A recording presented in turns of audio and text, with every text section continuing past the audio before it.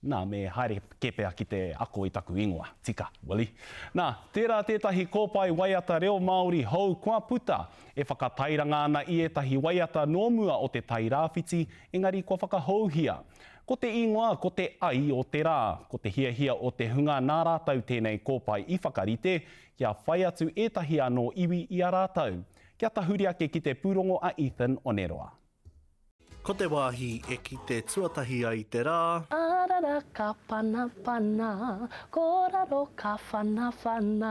Te wāhi anō ka rewa ai he kōpai waiata hou. He whakaawe awe i a mātou anō ngā kaitito tira, ngā kaitito te tai rāwhiti o tira, ngā kaitito katoa o Aotearoa. Kua tapaina te ingoa ki te kōpai te ai o te rā. Whakaaro ai ngā kaipāpāho nei. What a title!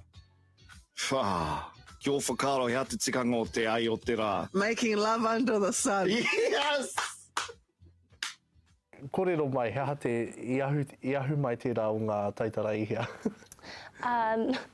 Nā Nene Queenie Moihai Riri, kia kaua e noho tapu tonu wera kōrero, e hara i te tapu, he Māori noi ho tēnei mea te ai. Koina te take e noho nei tā, e kororo nei tāewa. Heoi, he kohikohi ngā waiata tawhito, waiata hou hoki e whakanui nei te taera o te tai rāwhiti, mai te wā o ngā toki tito waiata pērā i a tuini ngā wai, ngoi pe whairangi mā.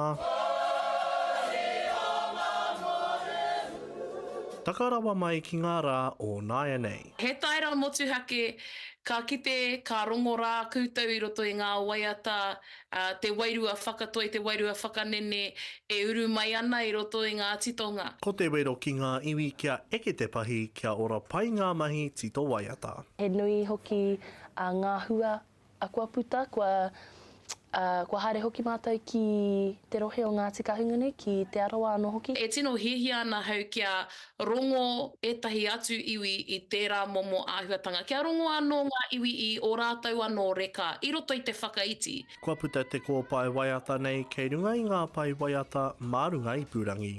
Ethan Oneroa, Te Karere.